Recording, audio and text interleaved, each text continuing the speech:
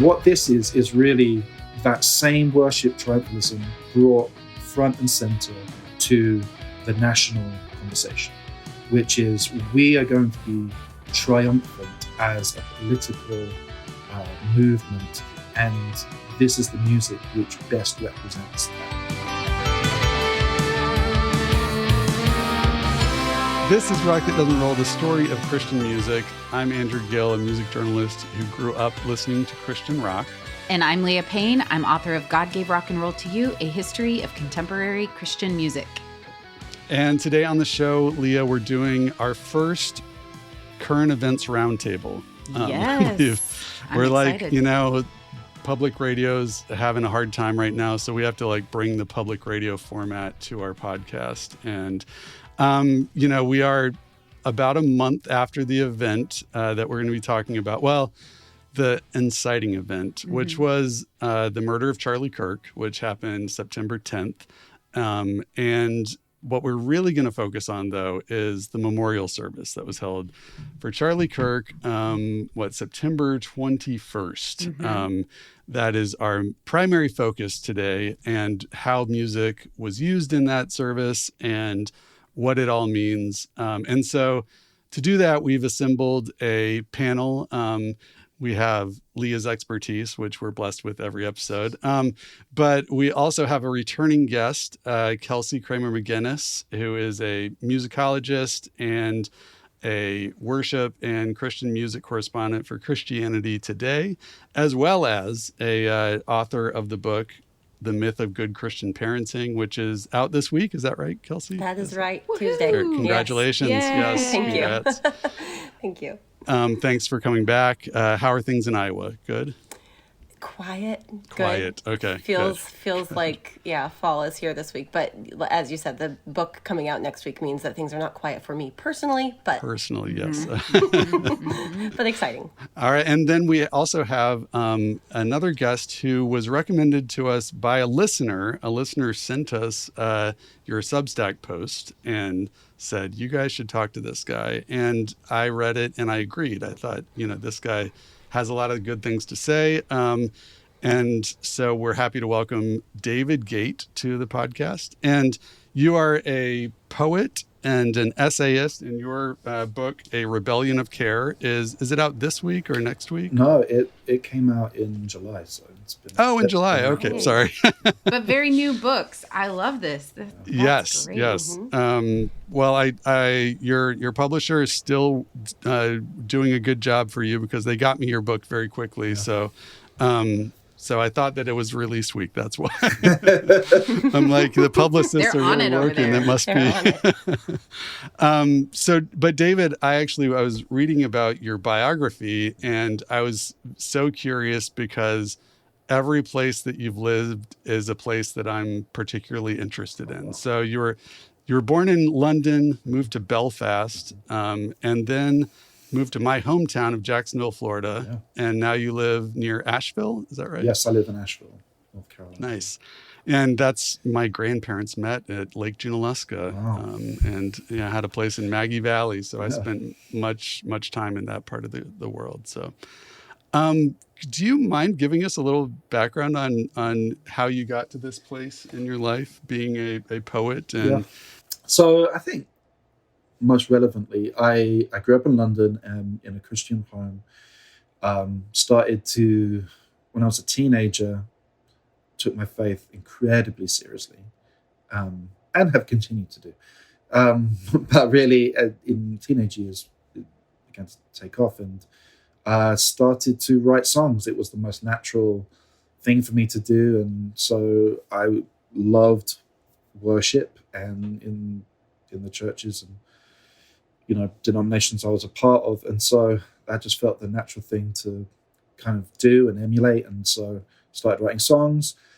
I had a bunch of songs published when I was a teenager, 16. And that kind of set me on a course of leading worship at events and traveling and doing conferences and things like that. And I did a bunch of albums. I was part of a thing called Soul Survivor, maybe some of your listeners might know people like Matt Redman and Tim Hughes that came out of that kind of stable in the UK. And so I did that. We moved to Ireland just after we got married, early 2000s, and just wanted a different experience and loved living in Belfast. Belfast is an amazing city, but we were broke. And so I got offered a job to work for a church in England in the Cotswolds in Cheltenham. And so moved there, was worship pastor there for 5 years, found the environment. It was at the time. It was like probably second or third biggest church in the UK at that point. Sorry, Anglican church in the UK at that point. And then I felt kind of restricted, not sure where things were going with that church. With that, when you were serving as a pastor in the Cotswolds, did you have many like cozy murder mysteries to solve or anything? It seems like you should. No, because that's about one a week. About one a week. A lot of murder in a small town. Yeah. And you could tell the story in about an hour. Yeah, in about an hour. Yeah. So then I started to look for other opportunities, and there was a church in Jacksonville that had been planted from England, and they were looking for a worship pastor at that time. And so, again, we decided we would have. We had 3 kids, and we had another just on the way. And worship jobs in America pay a little better than the worship jobs in Britain. And so but I mean, that wasn't the whole thing. We really felt like this was what God was doing. And so we moved to Jacksonville, Florida, and I was always kind of anti-America before I moved there. I was very, I grew up very opposed to the Iraq War, very opposed to kind of corporatism in America as well. And so found myself in America and not hating it, which was, bizarre. It was actually very good personally for me and my mental health and my creative life. So we were there in Jacksonville, Florida, there for 5 years. And this whole time I'm writing songs, and more over time writing poetry. And I'm writing sermons, and I'm writing devotionals, and I'm writing, I was a big blogger back when. And in 2016, we decided we want to get out of Florida. There were many things we loved about Jacksonville, Florida, but we wanted to move to somewhere with 4 seasons and a culture that was a little more similar to ourselves. So we moved to Asheville, North Carolina, and absolutely love it here. It's one of the most nice, beautiful parts of the country. I was there in May for my friend's wedding. He's one of the owners of a record store called Harvest Records. Yes, so if you haven't that's been there, my store. That's where I go. Yeah, yes. Do you know Mark? I do. Mark is a Jacksonville native. Yeah. So. I didn't know he was from Jacksonville. Oh yes, they're the best record store. Yeah, bring that up next time you're in. Yeah. I know we're here to talk about serious business, yes. But so a listener to and a Patreon supporter of our podcast last night sent me an Instagram reel that I can't resist just floating this here with this audience, which is, because I think everyone here would have really strong opinions, which is an Instagram reel where a guy tries to argue that Delirious is more influential than Nirvana. Yeah. Have y'all seen that? I saw that, yeah. Yes. And I was like, wait a minute. The 4 of us have to weigh in here. Well, maybe David, you may have had a front row seat to this, because I've heard multiple people mention that that Coldplay founders were influenced by Delirious before forming Coldplay. What can you tell us about this? I think that's true, yeah. I mean, Delirious were enormous. I mean, they ended up being gigantic here too, but they were by far the biggest worship band, Christian act in the UK. And they were great. They were so good. They had bangers, just bangers after bangers. Maybe I could run, maybe I could fly to you. same when all you see is blame.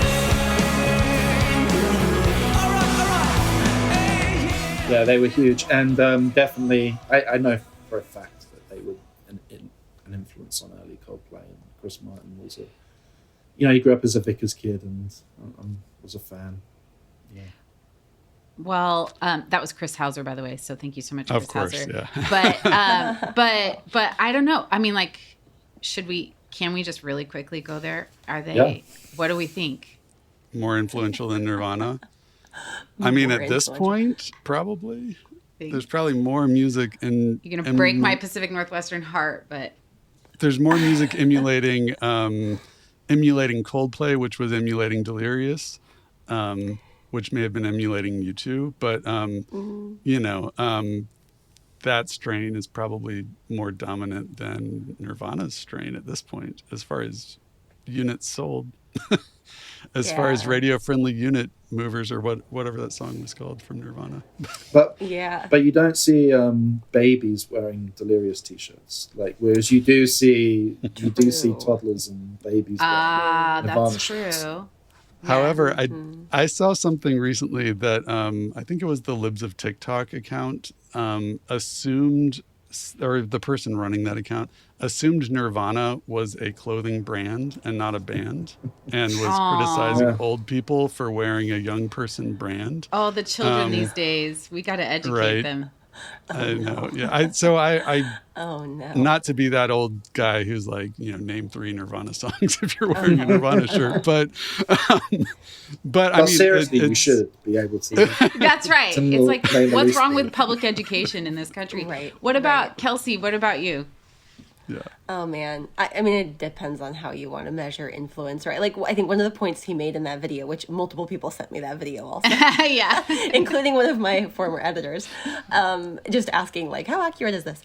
And it just depends, because one of the points he makes is that it kind of changed the way amateur music making works. I which thought that think was a there's good point. There's a pretty good case for that, because on the one hand, Nirvana sort of has this reputation of encouraging teens to start garage bands. But like, if you look, I forget, there somewhere either RNS or CT has an article about just how much of a market share like church guitarists have in terms of like purchasing equipment, and also like sound equipment. So like, if you're sort of looking at economic power as like a indicator of influence, like Delirious making church into rock band church has changed things for the economics of the music industry and music production, certainly, and the ways that people get into music making. Although I'm not sure that's necessarily due to Delirious. The church has always been a way for people to get into music making, but they changed it maybe toward the electric guitar start a band. So I don't know. Well, what do you think about... I could be convinced. What do you all think about this? Because I was thinking about it. I'm like, well, you'd want to like blame the Jesus people for that if you're going to blame anybody for like making church into rock music, so you'd want to blame those like 1970s folks. But I think though you could say that like the kind of British worship invasion was it quickly mainstreamed what was mostly going on in charismatic and Pentecostal services. So like it gave it a more respectable veneer that was really quickly picked up by Baptists, like the more respectable kinds. So maybe we could argue, anyway, what do you all think of that? Because I just couldn't resist. I was like, the 3 of us or the 4 of us, we're going to talk. Yeah. No, I think that's right. I think probably the distance of Delirious from perceived hippie culture probably helped with that, like the kind of like the roots of hippie culture and Jesus music and the kind of counterculture. Maybe the British invasion was a squeakier clean version. Well, I mean, Americans and British accents. Right? Well, and it just gave, because, so much of conservatism is just a reaction to the counterculture of the 60s still. Yeah.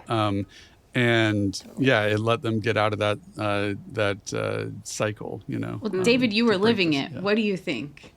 I think you all are duped by the English accent far too. That's Rock that doesn't roll. This show is supported by Blue Land. You've probably heard that most of us are eating a credit card's worth of plastics every week, but you probably don't know that you're cleaning with microplastics every day. It's time to make the switch to Blue Land. Blue Land is on a mission to make it easy for everyone to make sustainable choices. From cleaning sprays and toilet bowl cleaner to dishwasher and laundry detergent tablets, Blue Land's formulas are 100% microplastic free, made with certified clean ingredients, and free from chlorine, bleach, and harsh chemicals. All Blue Land cleaning products are safe to use around your family, your pets, your plants. Plus, Blue Land was named an EPA Safer Choice Partner of the Year, so they're good for the planet as well. Blue Land is trusted in over 1 million homes by people who love not having to choose between the safe option and what actually gets their home clean. Blue Land has a special offer for listeners. Right now, get 15% off your first order by going to blueland.com/prx. Make the switch to Blue Land now by going to blueland.com/prx for 15% off. That's blueland.com/prx to get 15% off. This show is supported by Odoo. When you buy business software from lots of vendors, the costs add up and it gets complicated and confusing. Odoo solves this. It's a single company that sells a suite of enterprise apps that handles everything from accounting to inventory to sales. Odoo is all connected on a single platform in a simple and affordable way. You can save money without missing out on the features you need. Check out Odoo at odoo.com. That's odoo.com. So everybody knows all the facts of the matter. The memorial service was held September 21st. It was at State Farm Stadium in Glendale, Arizona. An estimated crowd of 100,000 because that's the capacity of the stadium, and it was full. The president of the United States, the vice president, all these elected officials, Pete Hegseth, all these people attended and spoke. Erica Kirk probably gave the most memorable speech of the night, which was, notable because she said she forgives the killer of her husband. And then the president got up and said he did not. But before all that, there was a lot of music, right? And it was by a number of performers. I'll list them off, and I think we should go through each one and just talk about them individually. So these are the ones that I've found listed as performers. You guys can fill in if there's any that didn't make the top level news coverage. Brandon Lake, Chris Tomlin, Phil Wickham, Cody Carnes, and Kari Jobe Carnes. Those are the listed acts. Did I miss anyone? Is there anyone else? Tiffany Hudson of Elevation. There we go. Okay. Thank you very much. No thanks to Newsweek for their coverage. Okay. So let's start at Brandon Lake. We've talked about him once before on this podcast when his song Hard Fought Hallelujah was topping the mainstream, not topping, but near the top of the mainstream Billboard charts earlier this summer. He has a version of that song with Jelly Roll. So there's two versions out there. And I think this week, when we're recording this, there were Dove Awards and they probably won some. Did they win? I don't know if they won, but I don't know if they won. I know they were there. Yeah. And did Jelly Roll attend? Do you know? I believe he did. Didn't he? Okay, yeah. Because there was a whole issue with him and Forrest There's Frank. a whole thing. Yeah. A whole thing over there. That's all. Yes, that'll be a fun episode to do. Yeah. Kelsey and I are always up on the gossip. We're like, did you hear? But anyway, yeah. Okay, so Brandon Lake performing, he's probably the one cresting the most right now of all these artists. And what do we all think about the fact that he performed at this event? Surprising, not surprising? What do you think? I mean, I was not surprised. I have spoken with him once, interviewed him, and have spoken with a number of his collaborators. Not surprising to me, just given the church that he's technically still on the staff of and the circles that he moves in the South, in South Carolina, and now in the country music industry. It does not surprise me to see him, very game for being on a big stage at the moment. For a number of reasons we can get into. But I was a little bit surprised by, before the memorial, to see him posting about Charlie Kirk on his own Instagram, like posting kind of like emotional reactions about the assassination, just because that was a little like off-brand in terms of the content he puts out there. But other than that, I didn't find anything particularly surprising about it. You know, I could talk about this literally till the second coming, so I'd rather hear from David first. I'm Brandon Lake's. I'm not an expert like y'all, but Brandon Lake has always struck me as in that kind of Taylor Swift hyper career focused, really, really trying to get to the top. And there's no way he can turn down 100,000 people and just the biggest stage for any worship artist, maybe ever. This is one of truly, internationally broadcast, recognized, talked about events. No, I mean, of course he's going to be there. Yeah. Yeah, I mean, probably bigger than the Super Bowl, right? I mean, as far as like singularity of it, it's singularly attention drawing.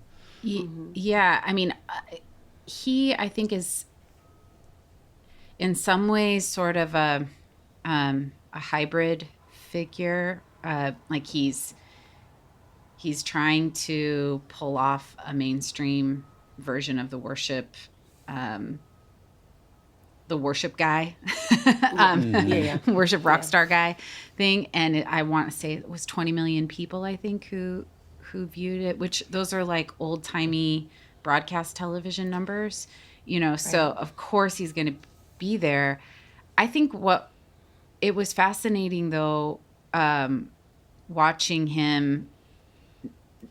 He wasn't really the star of it, which was interesting, watching him being a side character, because he's used to being, he's oftentimes center stage. So I thought that was, but I was also 0% surprised because especially like high profile RNC events, that party has a long history of engaging with people in the contemporary Christian music field. So I was not surprised that he chose to be there, and equally not surprised that someone like in charge of the Kirk funeral thought that it would be good to have him there.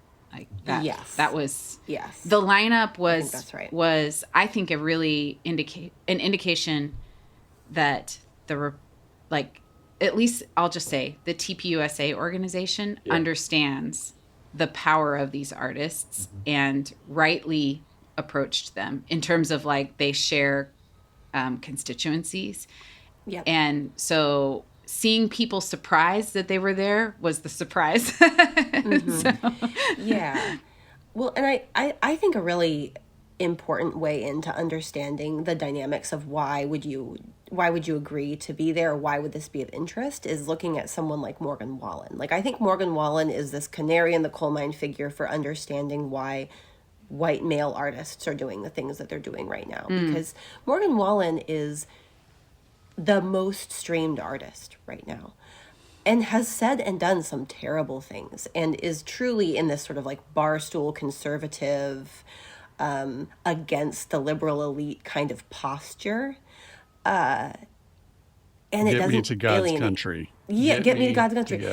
And it doesn't alienate his core audience, which is huge. I was talking to someone who does a pop music podcast, and he asked me, he was like, I don't understand the Morgan Wallen thing. I don't know anyone who listens to Morgan Wallen. Do you know anyone who listens to Morgan Wallen? I was like, yes, I live in Iowa. Of course I do. But there is a real like divide that I think says a lot about the way that these artists are understanding themselves and their potential to find a conservative listenership that may be only nominally religious, in the way that we're kind of coming to understand evangelical as a cultural identity. I think that's like part of this like soup here. And I think Brandon Lake understands that. Of all the Christian artists, Brandon Lake understands that the best of any of them. That's why he's going to Coach Light. That's why he's collaborating with Jelly Roll. Like, he just understands that really intuitively, and his persona plays into that so well. So you use the term barstool with Morgan Wallen, but that's a term that you coined to talk about Brandon Lake, the barstool conversion rock, right? Yeah. Yes. And I wonder what was his song choice at the Kirk Memorial? Did he do the barstool conversion songs, or did he do other worship songs? Do you know? I mean, Gratitude was huge there. Like, that was a big moment. Like, so if for people who watched, there was like a 2-hour worship service before the like actual televised event. And at that, they're playing the hits. They're playing the worship music hits. This was not a Brandon Lake show. Like, he's in Iowa right now. He has this tour stop here today. That will look very different. The album he just released is a bizarre blend of genres. Like, it's got like weird rock, hip hop stuff on it, worship, pop, country. He's so like old school CCM in that regard, yes. Right? It's like the Jesus Freak album where they're like, we're gonna try this, we're gonna try this, we're gonna try this. Anyway, keep going. Over the place. Yeah. Yes. Go. I don't want to interrupt you, but I couldn't. No. But you're so right. The Kirk Memorial was not that. That was Brandon Lake, the worship leader. And the funny thing was, when I talked to him this summer, he was very adamant. Like, I'm a worship leader first. Like, I'm a worship pastor. I'm on the staff of a church. That's my number one identity, which I find so fascinating as kind of like an authority claim for what he's doing, given the shape of the music that he's releasing, given the shape of the career that he is very actively crafting for himself. So yeah, sorry, there's a lot to say about it. I could talk about Brandon Lake for a long time. Well, as someone who's been a worship pastor, I want to hear from you. What's your thoughts on this? I find it really fascinating how Brandon Lake is absolutely clinging to the validation that the church brings, and particularly his role as a worship pastor, and because it's not simply the validation of the church, the validation of God on what he's doing. And so and it's interesting to talk about that in relation to what Forrest Frank did.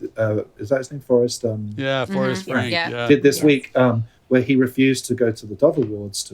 I assume he was probably winning, because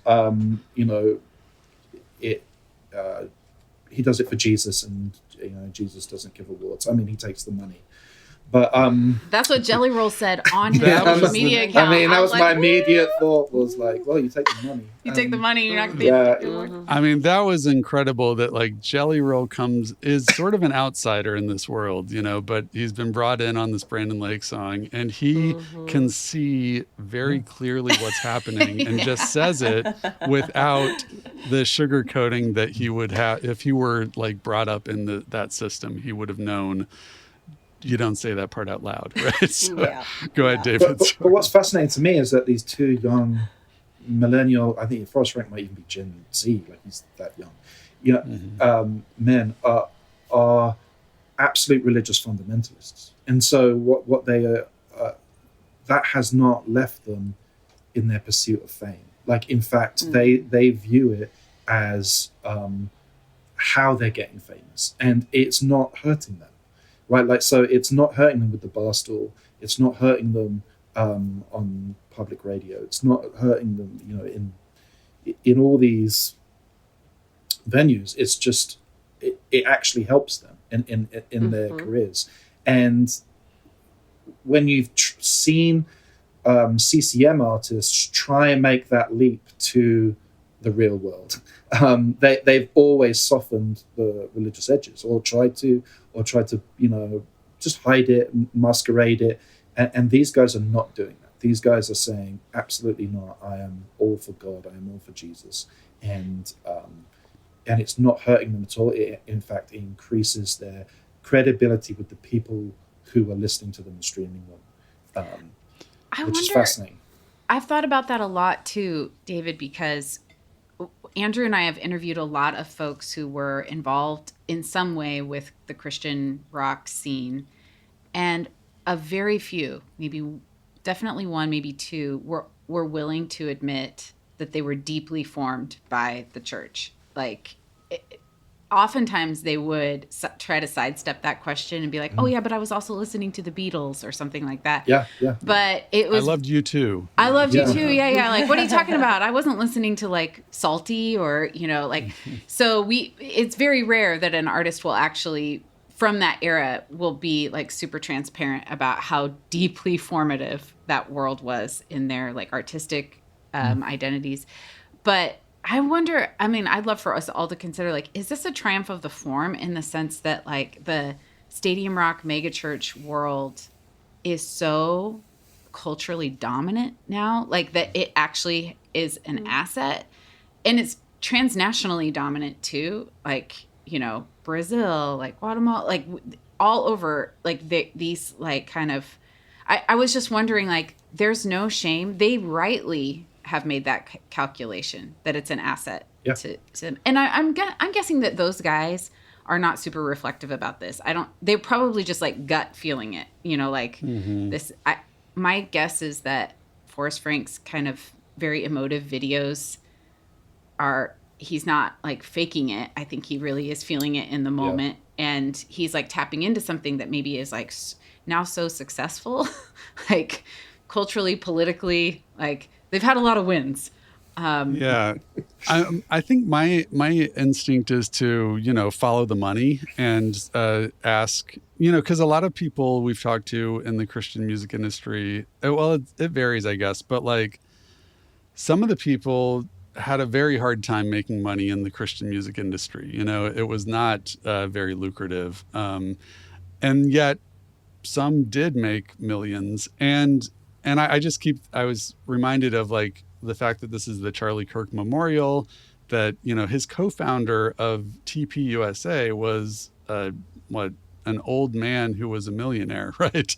Who infused a lot of money into the movement. And I wonder if we know how this stuff is being funded. Are there has it just finally reached a point that it's a self-sustaining ecosystem that had millions of dollars poured into it to incubate this sort of,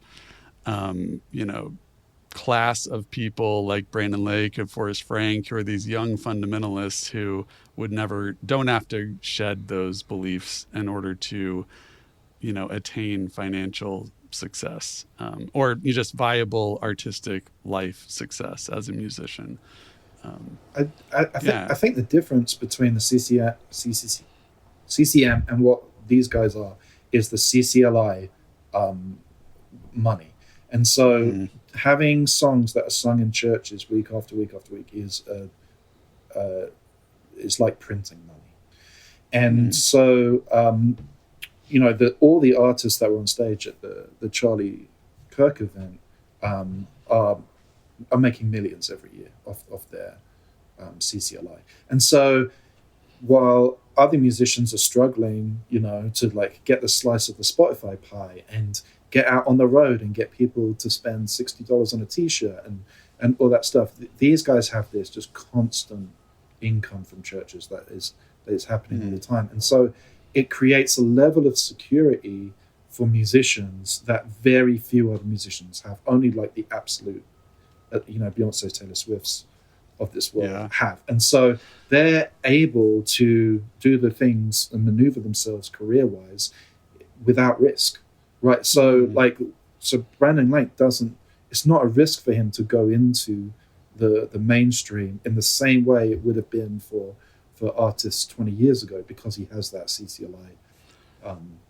bedrock. So he has the CCLI money guaranteed, basically. And then he also does have 7 million followers on Spotify. Yeah. So he's making more. He's like a top 1% artist by all measures. Yes. And then plus the CCLI. So it's like he's working 2 jobs with one product. Well, Kelsey, I know you've written a lot about the profitability of like these worship portfolios. I'm also thinking about your comment, David. I think it's really got my wheels spinning about the brand security. So, for example, it doesn't really matter that about Carl Lentz and Hillsong. People are still going to be singing Oceans. or whatever, because it doesn't have the same, there's like distance between the portfolio and the artist. What do you think about that, Kelsey? Oh, you mean in terms of like whether people would stop singing their music because they performed at this I was thing? just wondering your thoughts about like I think if anything, it probably helped in their base, but or whatever Brandon Lake did in the mainstream, or I love that idea about like decreasing the risk and like the fact that they have these other risk factors. Yeah. I mean, so interestingly, I do not know how strongly all of the churches that are using the song Gratitude associate it with Brandon Lake himself. He also has the benefit of having been part of Maverick City Music and having collaborated with everyone. Like, he has all of these songwriting credits on CCLI songs without having the like persona of like a Chris Tomlin or a Matt Redman. I mean, he does, but he doesn't. I think at least in terms of like churches using the music, and some of that is just vibes. That's just, I could be wrong about that. That's just my sense. But I do think there is very little risk. And I do think part of that is because he's male, right? Like the what you have to do to cross over to become a mainstream artist as a man versus as a woman is negotiated very differently. Right. So we would be having a very different conversation if this was a female worship artist who had made a leap over into pop stardom. It would be far riskier. Well, we'd be talking right? a lot more about her body, for sure. We'd be talking about her body and her clothes right. and how she dances. We'd be talking about everything. But we're not, no one right. is having that conversation around Brandon Lake. Even after that weird Hard Fought Hallelujah video comes out where he's like flexing for the camera. I mean, it's like, no one is talking about that, right? And so I think there is just safety in that alone. I think the same goes for Forrest Frank. They both benefit from being white men who are married and have families, and they're just perceived as these religiously earnest guys who are experiencing the favor and blessing of God. How can you argue with that? You know, it has worked really well for both of them. And okay, I have a thought about that with Brandon Lake versus Forrest Frank, because Forrest Frank to me is like in some ways a very standard CCM style artist, because he's doing like a decaf late version of like hip hop ish, like R&B ish. What Chance the Rapper was doing in 2017. Yeah. So that's like textbook CCM stuff, right? Like 15 months to 3 years later. Shout out to Chris Hauser, the first person who talked me through that. Like that's he's just doing that, and then he's like appropriating it in the way that many contemporary Christian music and many white artists do in the United States anyway. So he's like appropriating black forms. Okay, check. Brandon Lake to me is interesting because when I first heard him, I was like, oh, it's decaf Eddie Vedder. But then I found out that he was a Creed fan. So it was one generation removed from that, which by the way, I love Eddie Vedder. So no, like don't come after Eddie Vedder to me. But, so like he's doing that. But there's not he's interesting because it really is like throwback kind of rock stuff where I couldn't necessarily find within 20 year like an artist. Maybe that's where country comes in, where he needs to have like that kind of country correlate. Because I'm like, where are you going to find that on the charts? I believe the last time a rock was number one was Nickelback back in the day. Correct. Wow. That's right. So it's been a while is what I'm saying. And so that's interesting. He's sort of like, he's finding a place for himself that's not in that mainstream stream. Mm-hmm. He's always struck me as a curious and intelligent man. Like he's someone who is incredibly earnest. He's trying to do his art, I think, and is in a way that I think Forrest Frank is just not as much of an artist. I think Brandon Lake is a real songwriter and someone who's worked with real songwriters and has some credibility in the craft, I think, in a way that Forrest Frank is a pop star, really. It's not much else. Yeah.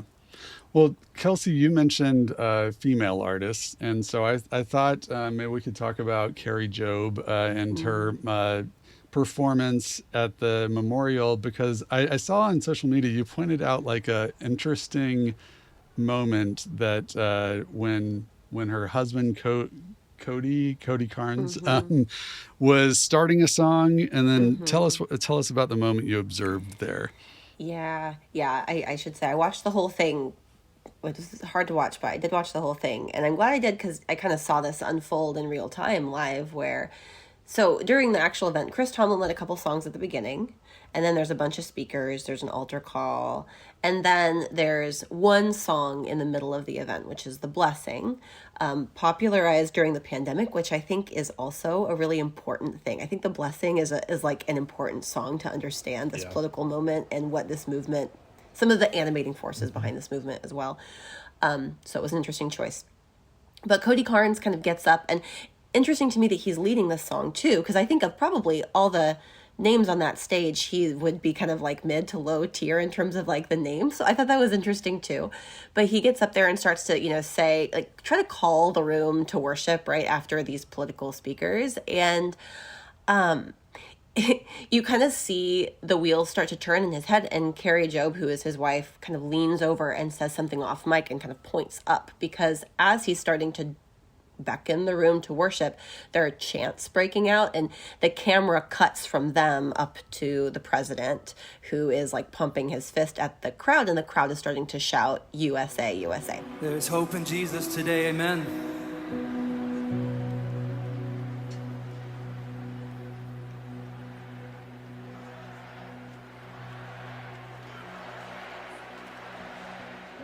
And in that moment, what's Cody Carnes supposed to do? He stops talking. He lets the moment pass, right?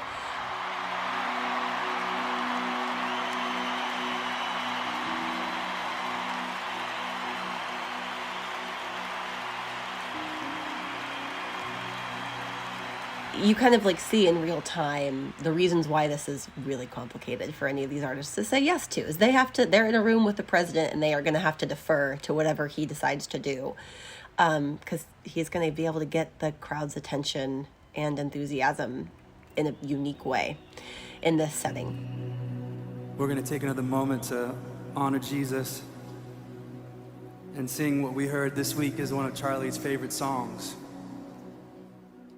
And so they let that pass, and then Cody Carnes reads some scripture, and then they start to sing the blessing. They sing the blessing, and that's it, Then transition to all these State Department figures, and it's a very strange moment in the middle of this event.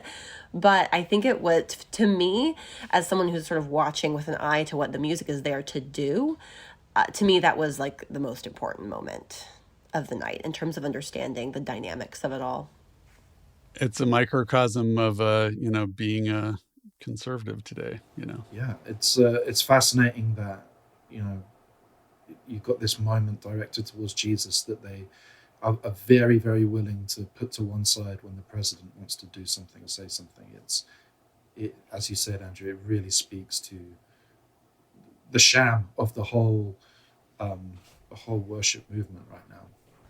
It's fascinating to me because that they were the ones who were asked, because 30 years ago, they would have been calling Billy Graham's organization and finding a special music thing, not a worship set, right? It would have been they would have had, probably Michael W. Smith would have done a song. Forrest Frank is the spirit son of Michael W. Smith, right? Like this super handsome, Right. super handsome guy who's just like, here, I just love Jesus, and I'm just gonna write this pop song, and then does, and then it's a mega hit, And Michael W. Smith is a great songwriter, so don't get me wrong. He's imagine, boy, if there was a security camera in the corner of the room, and you could see Michael W. Smith watching this memorial service on a screen, and being, it should be me up there. But so Forrest Frank wrote a song immediately after it said Jesus is coming soon, I believe, coming back soon. Yeah. Mm-hmm. And which was 0% surprising if you've been paying attention to any of this stuff, because Michael W. Smith was doing that for the post 9/11 era, and now we have Forrest Frank. So but and post Columbine, yeah. There's so much there, and all the martyrdom narrative and Hey, Hey, Rock That Doesn't Roll listeners. We just want to give you an update on our Patreon support. We have been very heartened to see new people signing up almost every week to help bring this podcast to you. And we could not appreciate it more. Yeah. So for those of you who may or may not know, this is a work of love. This is a project that comes from the heart. And so we rely on funds from dedicated listeners like you all. Thank you so much to the people who've already decided to give. It's actually, I don't know, it warms my heart. I don't know how you feel about it. Andrew, you were raised Methodist. Is your heart strangely warmed by? Yeah, just call me John Wesley over here. Yeah. No, it is the thing that, is required to make the show. We are still not really paying ourselves a fair wage, but we are offsetting some of the lost potential earning time that we put into this podcast. Yeah. So if you do want the show to continue existing, we do need listeners to support us. And, if that's not financially, you can tell people about us. You could share us on social media, do all other things. But we would love this to be something we can dedicate a lot of time to. But, we have to provide for our families, and we do not each have trust funds. I don't have a trust fund. You don't have a trust fund, do you, Leah? No, just no, checking. Yeah, sad to say. Yeah. So, yeah, we appreciate all the support. Thank you so much, everyone. The thing that I was thinking about was they chose the apex form of evangelicalism of now, which is the stadium rock. It's charismatics, though, because, Kari Jobe is the most Pentecostal lady. Like, I believe she went to Christ for the Nations and Oral Roberts University, which is like extra charismatic, And Kathy Lee Gifford went to Oral Roberts too. Anyway, I've been wanting to work that into this podcast, but anyway, this is like, she's got bona fides. These would not be the people you would have invited 30 years ago. And I think the fact, there was always going to be I'm not surprised at all, given Charlie Kirk's later turn toward evangelicalism, that there was evangelical music there, right? But it was this music and this form. And I saw on social media some other commenters saying, this seems like a foreign country to me. And I thought, oh, it's so fascinating how that, if you've been to an evangelical service, this would not surprise you at all, right? These are the top people in this world. So I'm like, is the disconnect this vast in terms of people? Are we getting more disconnected because the fact that some media commentators were so surprised, that was surprising to me. Because if you know anything about these worshiping communities, these are exactly the people who you would want on stage. Well, here's another possible example of disconnect. I was just putting these things together as Kelsey was describing the order of speakers and worship songs and the chanting and the cheering crowd. And it's probably Pete Hegseth probably spoke shortly after the song you were describing, right? And I was just realizing it was only 9 days after that they called all the generals to DC to give these speeches in front of them. And I wonder, I know they're no strangers to cheering stadiums, but that heady experience at the Charlie Kirk Memorial may have been what they were expecting from the generals when they called them all to DC, and then it was pins. It's a disconnect between what the Secretary of War might have been expecting and what he had experienced 9 days prior in Arizona. That's just a hypothetical, possible, speculative idea. But yeah, I don't know. I think, David, this might be the time to bring in the theory you posited in your Substack post, and I'll give you space to make your case here. So while the rest of the world is who are these artists? I've never heard of Chris Tomlin or Phil Wickham or Kari Jobe.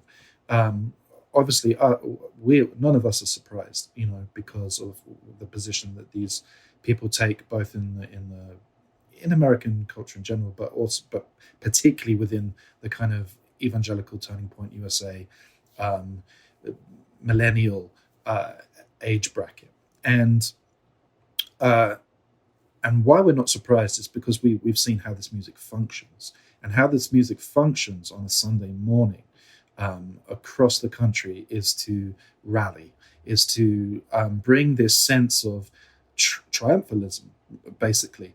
And now that happens on a personal level every week. So you have individuals coming to mega churches, almost any evangelical church at this point across the country, and experiencing these kind of songs which are triumphant, and that relates to their own personal triumphs in their life. Like they're trying to get over their bad health diagnosis. That they've got bills coming, and they're people with real lives, and these triumphant songs bring that sense of religious, like it's going to be okay and we're going to win.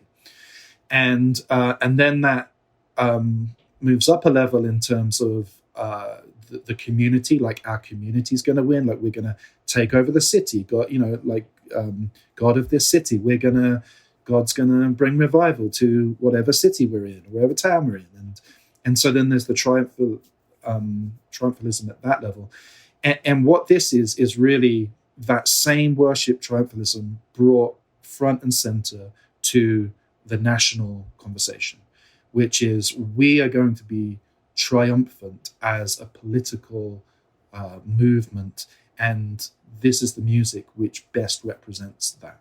And so the point I make is that we've seen this before with this kind of fascist authoritarian link to music, which was Hitler and Wagner. And so Hitler loved Wagner, and Wagner was the go-to musician of choice for Germans in the 30s in order to bring that sense of triumphalism to the people, because it ignites the nationalistic passions. And that's exactly how worship functions now, and evangelical worship functions now. And so it's all about that we're going to win, we're going to conquer, and the kingdom of God is going to be coming to America. And so I thought it was really interesting afterwards that people were saying, like, this is the single greatest moment of revival in American history. Like, this is a sign that the kingdom of God is absolutely coming and is here. And now we're getting the Jesus is coming back soon. It's this real apocalyptic sense of it's happening right now. And the worship music really does do the same thing for these people at this rally that Wagner did for Germans in the 1930s. I really appreciate you bringing a historical link, because I think one key to these movements is especially in the United States, but probably elsewhere too, but I'll speak from like my own expertise here, that it depends on a kind of historylessness, in the sense that there's a lack of awareness that at every major event in the U.S., these same communities have had an apocalyptic interpretation that has this idea that they are right now at the cusp of the end. So if it was after the Columbine shooting, there was a whole a bunch of opinions that this was the sign, right, that revival was coming to public schools, and it was going to be a really special time. And 9/11, it was going to be really. I mean, we could go so much further back. But I think your tie to the idea that pop music can be very easily transmitted to very easily wed to political ideology is important, is sobering. Kelsey, I wonder what you were thinking of when you were watching that very long service. I watched it too. I did watch it on double time for a long time because I couldn't get through all of the transitions. And yeah, Yeah, I mean, I appreciate the connection to World War II in 1930s and 40s Germany. And reading your essay, David, was I appreciated it for a number of reasons, but one is my dissertation was about World War II and music, and the use of music as propaganda.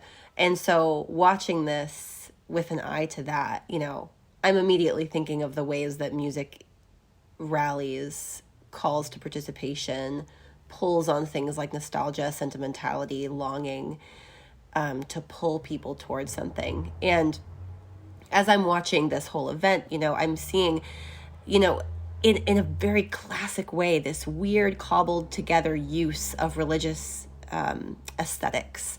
Because as in between, like as a transition, so you have these worship music hits, but you'd also have like a hymn like Great is Thy Faithfulness, or It Is Well With My Soul, these choral arrangements or these instrumental arrangements, this like hodgepodge of civic religion, the music of civic religion, the music of American evangelicalism, all kind of coming together.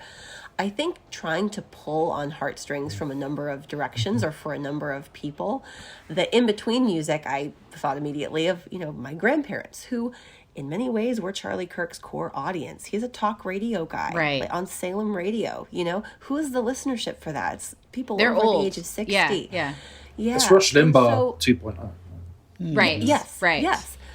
And so I mean, I thought a number of things. I mean, Wagner is such a great example because Wagner so famously was praised for being able to conjure this pathos and this reaction, because what he was doing at the time was so new. I mean, every film composer still working today owes a debt to Wagner for the symphonic language that he was able to capture and marry with story in a way that was very novel, and still remains so heavily influential. But the other part of music that was the other genre of music that was so important for the Nazis was marches. It was these kinds of music that spoke to crowds of people that were kind of able to stir up this sense of solidarity.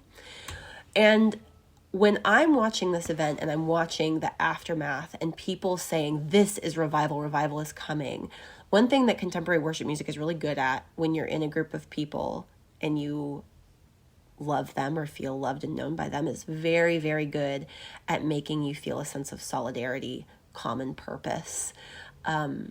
And that's being borrowed here, I think, to great effect for some people.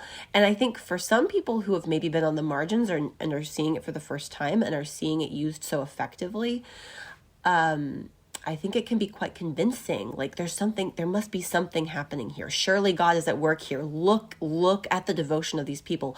Look at this emotional contagion in the room. And that can bring people in, and it also can kind of bolster the faith of the people who are already there in some really interesting ways. Yeah, one thing, David, that I really appreciated about your article is what Kelsey's saying. Like, you gave the form of the music the respect, the appropriate respect that we ought to give it as a force for shaping public action. Because I don't know, there was something that I appreciated about saying, like, we should think about it as comparable to Wagner in this way, and oftentimes people, when they're looking from the outside, I was watching the audience, and you could tell who the pros were, like the people who knew exactly how to raise their hands, the type of affect that you ought to have. Full disclosure, David, I grew up in a very Pentecostal, very charismatic congregation. And so, it's like riding a bike. Like if you were to put me in that room, I'd know exactly what to do. And so you could tell the people in that audience that were like, there were a lot of people like general talk radio folks, and then college campus conservatives. It's interesting, like it hops a couple generations, his audience. So there were like the people like that, but then there were the people who were the church people who knew like how to do it. And I thought that your essay really tapped into like the potential of that. It's very high potential. And it's hard to explain to someone from the outside how it feels to be be there. And David, I have a question. Did you see the Salon article about that mentioned you? No. There was an essay on Salon that just was saying MAGA can't grow its base, and they named you. So if you, I'll check it out.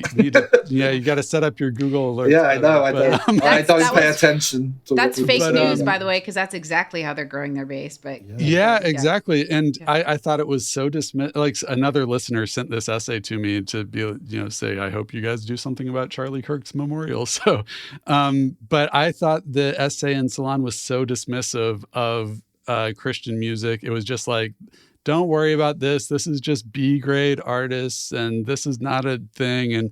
And it just really dismissed it. So anyways, I wanted to give you a chance to respond. The one thing that, even since I read the article, that and after seeing, basically what they've done politically since that event, particularly with the generals and a few other things, and how they're, going about invading American cities, is that they really saw this as a coalescing event. Like they saw this as like, this is how we get, the older folk who like the hymns, and we get the younger folk who like the worship, and we get the talk radio folk, and we get the conservatives, and we get, people on the libertarian edge, and we get everything together for what we're doing right now. And that is a political rally, and that is, incredibly frightening to me. It is that this is how they're doing it. And emotionally, the emotional hook was twofold. One was Erica Kirk's speech about forgiveness, and then, forgiving people before going out and doing everything they're doing now. It's, it's all performative. And then the worship music being the other emotional hook, and her forgiveness and the worship songs are really, they have two functions as well. They're emotional, so they draw out that sense of pathos, but also they give it that veneer of goodness and godliness. And so that, how we're so nice, we forgive our killers. And it's, it's to position themselves as morally superior.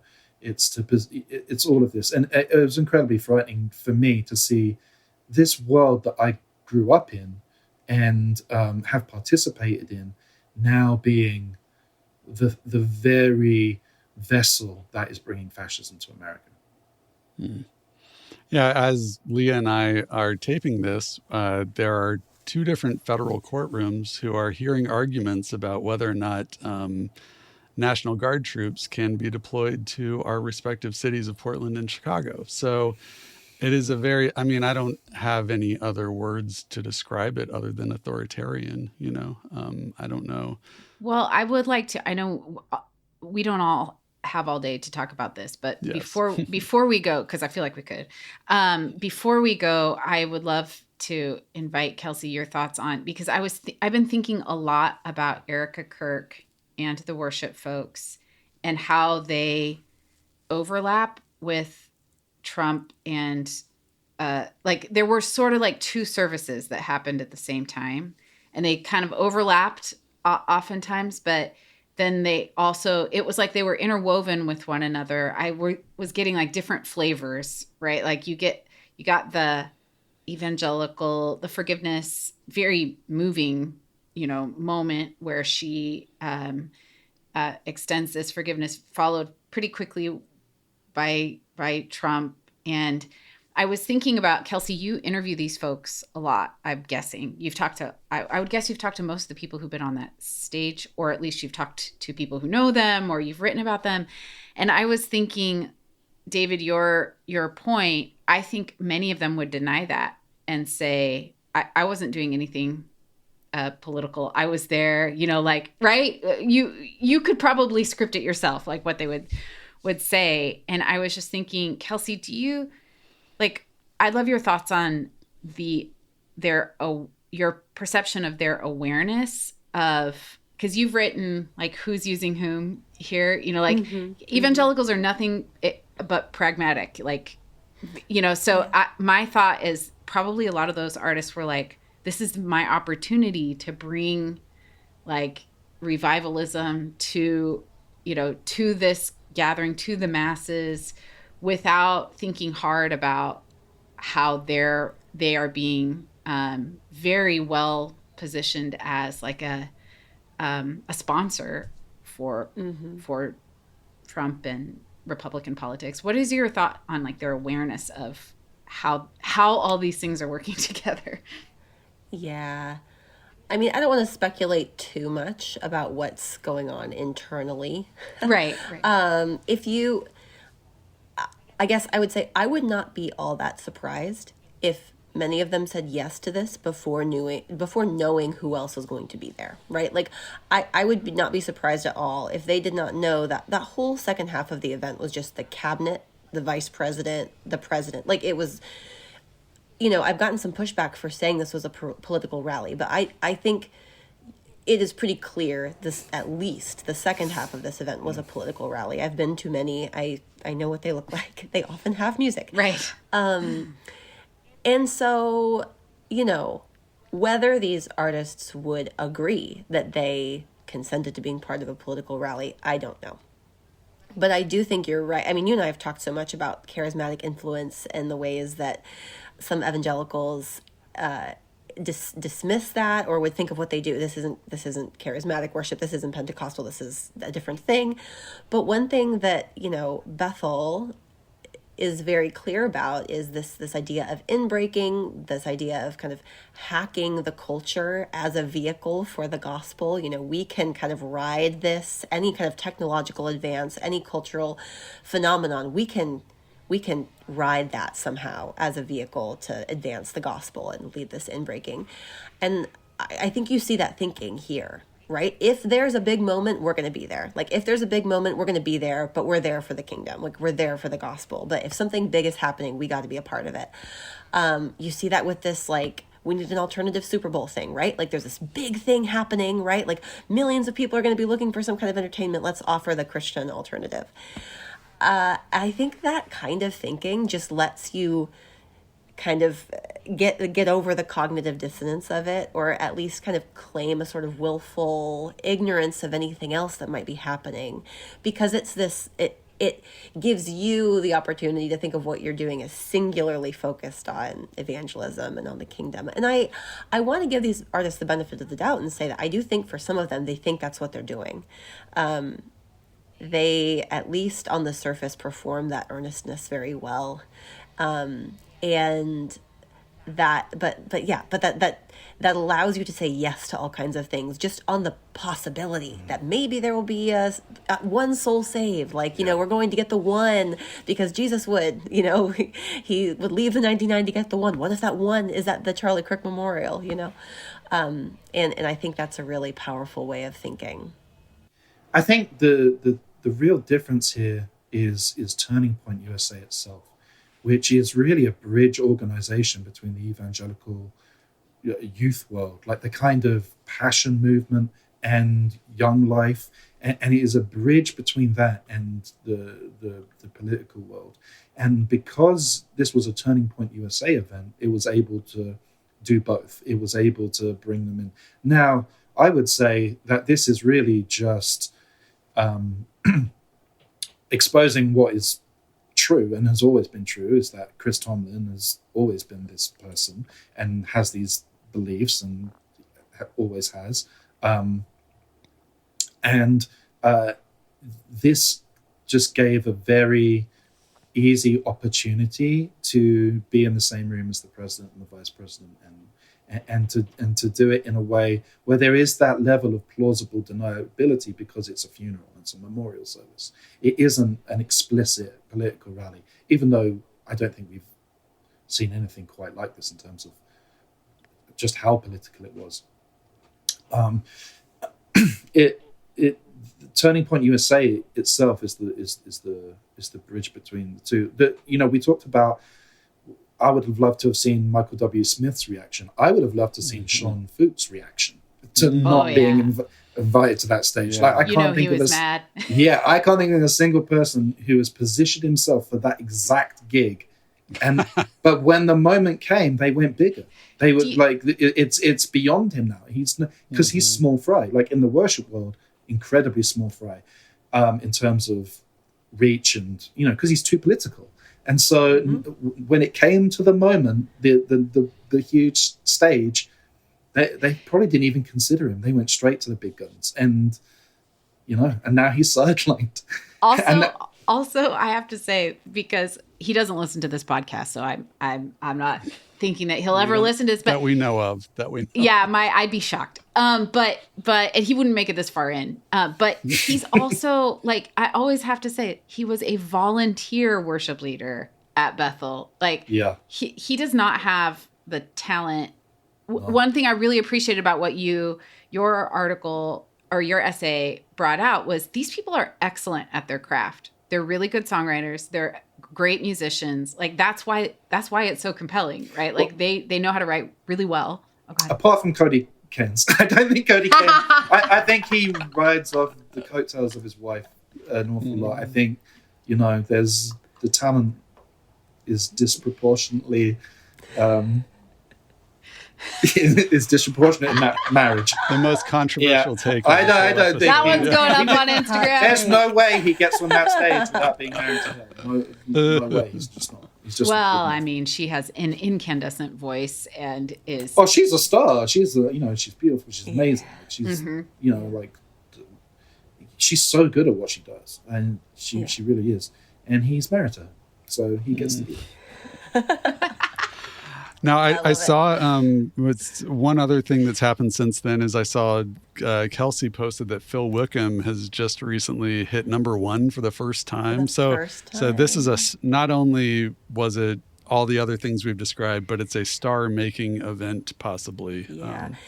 It's not that he went #1, it's that he hit the Billboard Hot 100 all genre list for the very first time in his career with the song Awesome God, or his adaptation of Rich Mullins' Awesome God, which I just find that sentence to be there's a lot crazy. There's like a whole other podcast.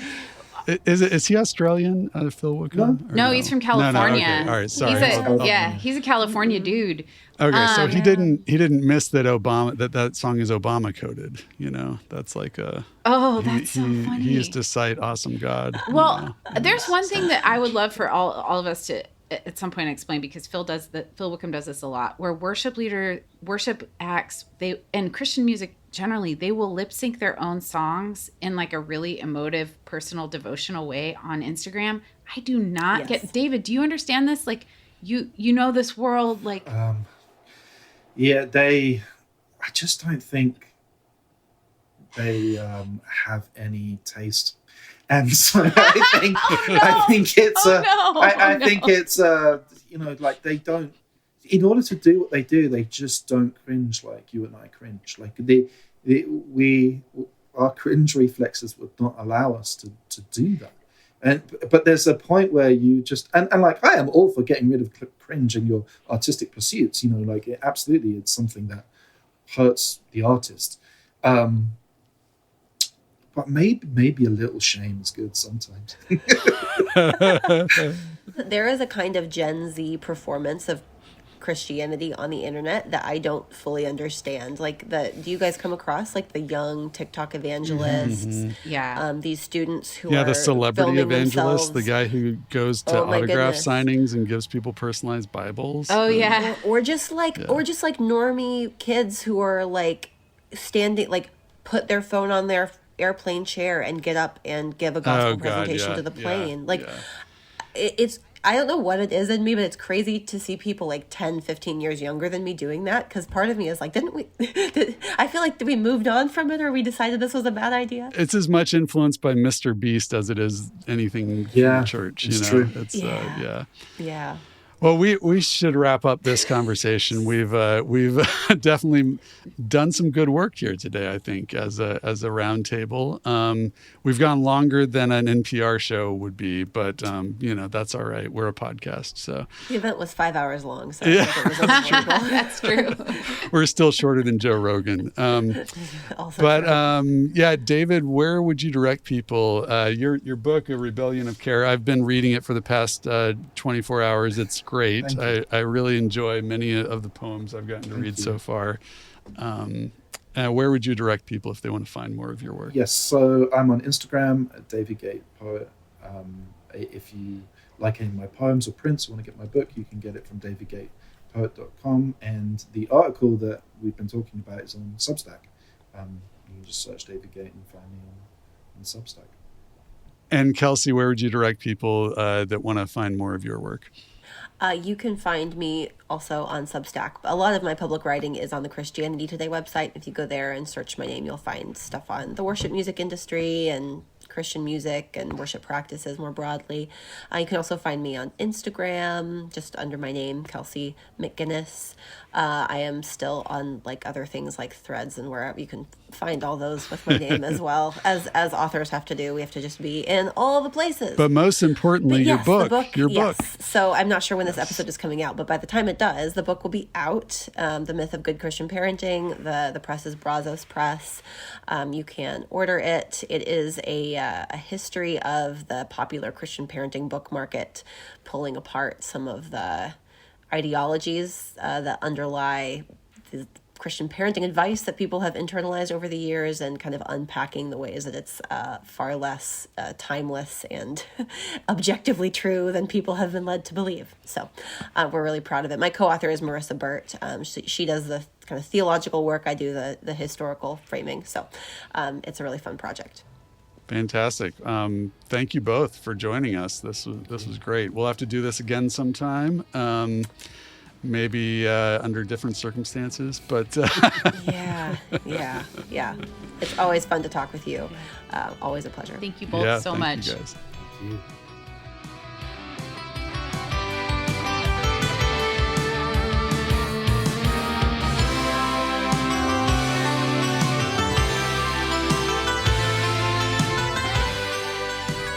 Thanks for listening. You can also find us on Substack and Instagram by searching Rock That Doesn't Roll. And of course, you should give us a rating and review on whatever podcast app you're using to listen right now. Rock That Doesn't Roll is an independent production supported by you, our listeners, and distributed by PRX. Our original score is by Jim Cooper of Infomercial USA. I'm Leah Payne, and the show's producer and co-host is the one and only Andrew Gill. Remember, rock all you want, but watch it if you start to roll.